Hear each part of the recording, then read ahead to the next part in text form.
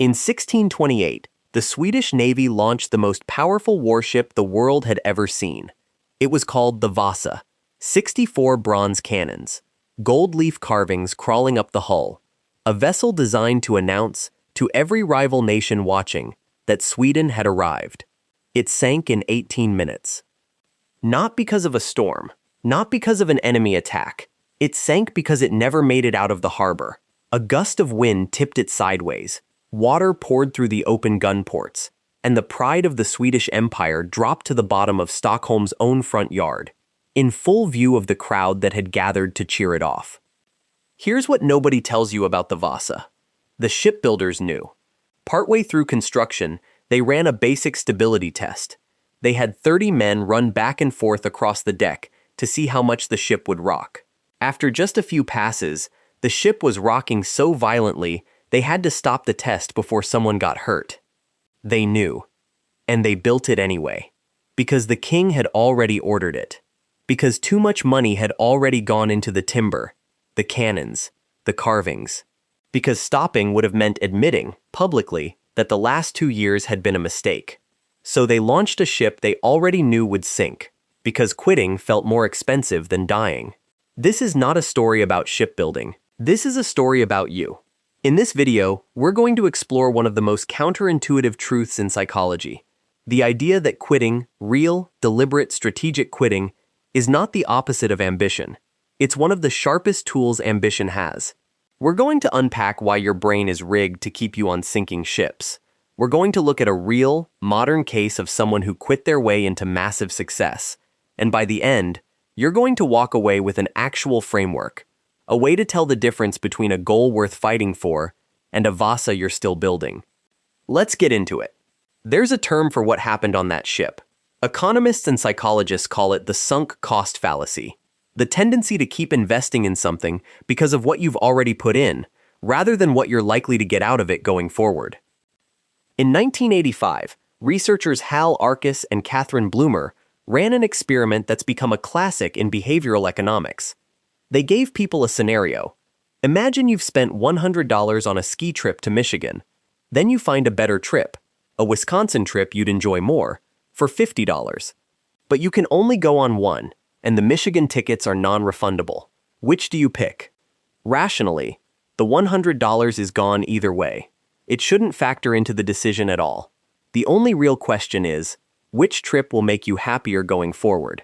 But the majority of people in the study picked Michigan, the worst trip, because walking away from the $100 felt like losing $100, even though that money was never coming back regardless of what they chose. Now stretch that same logic across years instead of dollars. The failing business you've poured your savings into. The relationship you've invested 6 years in, even though the last 3 haven't felt right.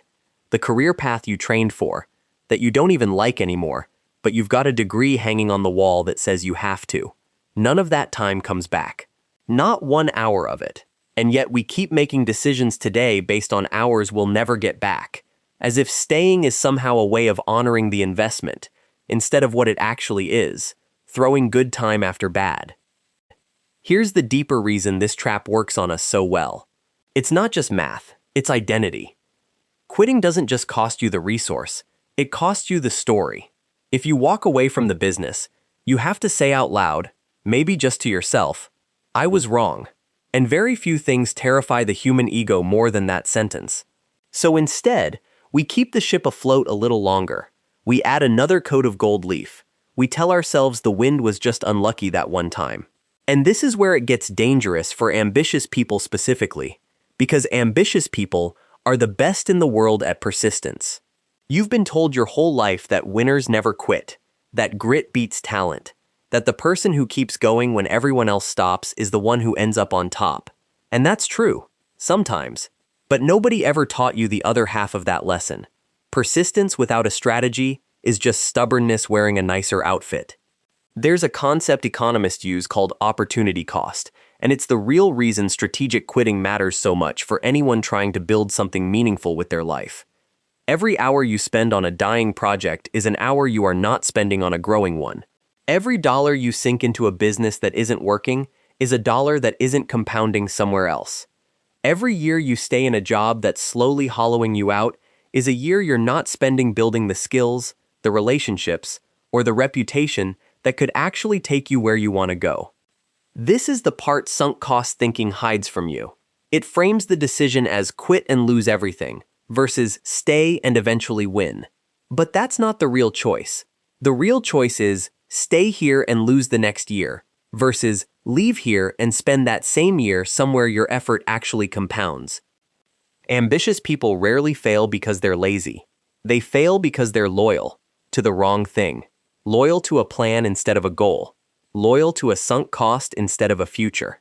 Let's look at what it actually looks like when someone breaks that loyalty at exactly the right moment. In 2009, a small team led by a founder named Stewart Butterfield was 3 years deep into building an online video game called Glitch. It was ambitious, weird, and creatively loved by the people who played it. Butterfield and his team had raised millions of dollars.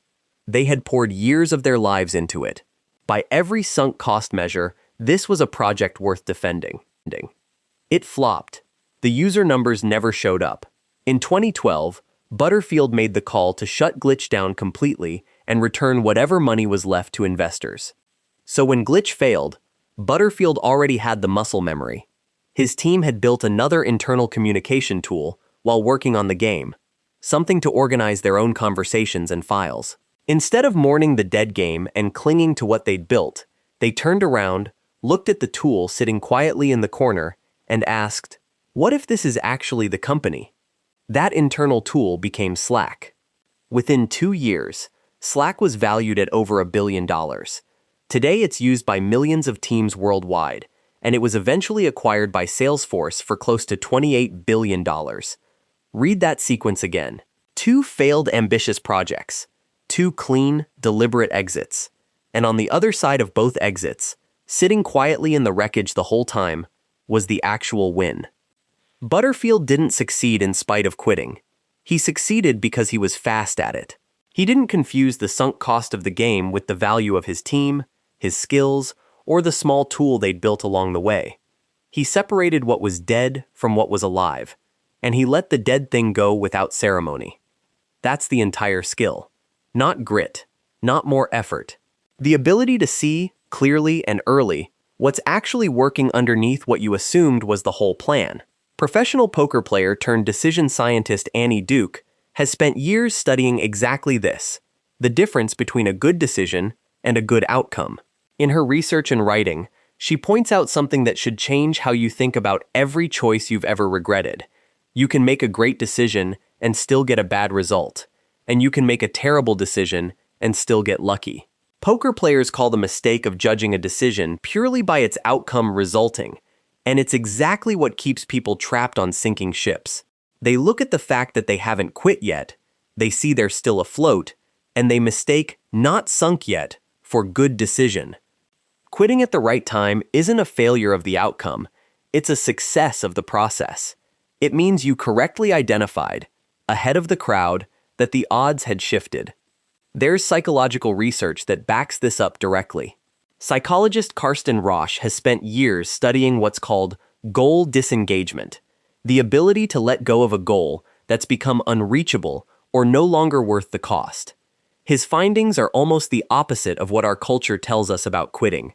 People who are able to disengage from unattainable goals report better psychological well-being, lower stress hormones, and fewer symptoms of depression than people who keep grinding at goals that have quietly become impossible. Not because they gave up on ambition, but because they redirected that same ambition towards something the world would actually let them win. Author Seth Godin captured this same idea years ago with a simple observation. Nearly every worthwhile pursuit involves a dip, a stretch in the middle where things get hard and progress slows down. The people who win are the ones who can tell the difference between a temporary dip, which you push through, and a dead end, which you quit. Godin's point wasn't that quitting is bad. It's that quitting the wrong things, at the wrong time, for the wrong reasons, that's what actually kills potential.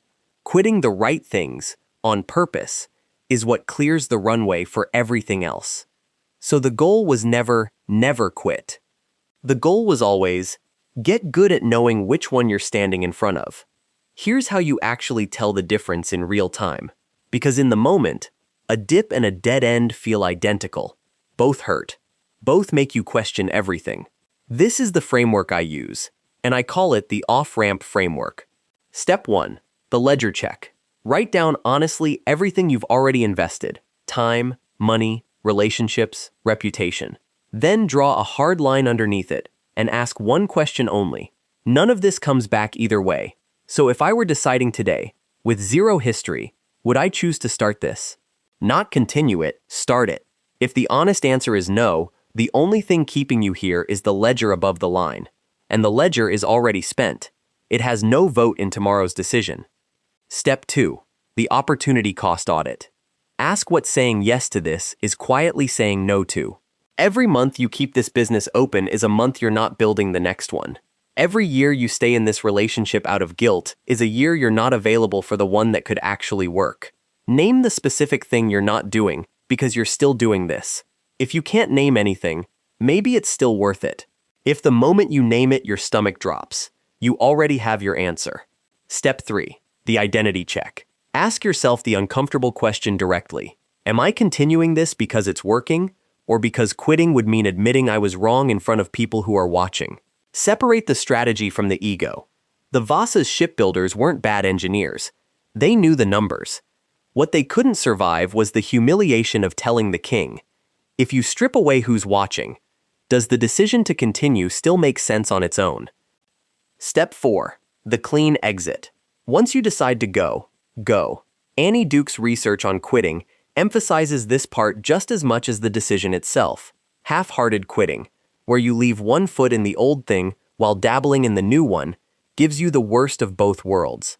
You lose the momentum of the new path while still carrying the weight of the old one. Butterfield didn't keep Glitch on life support while building Slack on the side. He shut it down, returned the money, and moved his full attention to what was actually alive. Quit like you mean it, or don't quit at all. Somewhere along the way, we decided that quitting and losing were the same word. They're not. Losing is staying in a fight you've already lost and calling it loyalty. Quitting, real, strategic, clear-eyed quitting, is refusing to let a decision you made with old information control a life you're still living with new information. The shipbuilders of the Vasa had one job: get 30 men to run across that deck, watch it rock, and have the courage to say, "We need 6 more months," even with the king waiting. They had the data. What they didn't have was the nerve to act on it once the cost of stopping felt higher than the cost of sinking. Don't confuse the two. The cost of stopping is never higher than the cost of sinking. It just feels that way, right up until the moment the water starts coming in. Look at your own ship. Somewhere in your life right now, there's a version of the Vasa, a project, a job, a relationship, an old identity, that you've been polishing the gold leaf on instead of asking the only question that matters. If I ran the test today, with no history attached, would I still choose to launch this? If the answer is yes, go all in, harder than ever, because now you know it's the right fight. And if the answer is no, then the most ambitious thing you can do isn't to push through. It's to walk down the gangplank, quietly, before the crowd even finishes cheering, and go build the thing that was waiting for you the whole time. If you watch this all the way through, that alone says something about you. Most people won't sit with a question this uncomfortable for 15 minutes, let alone actually answer it. That kind of follow-through is rare, and it's exactly the kind of person this channel is built for. If this gave you something to think about, hit like and subscribe so you don't miss the next one.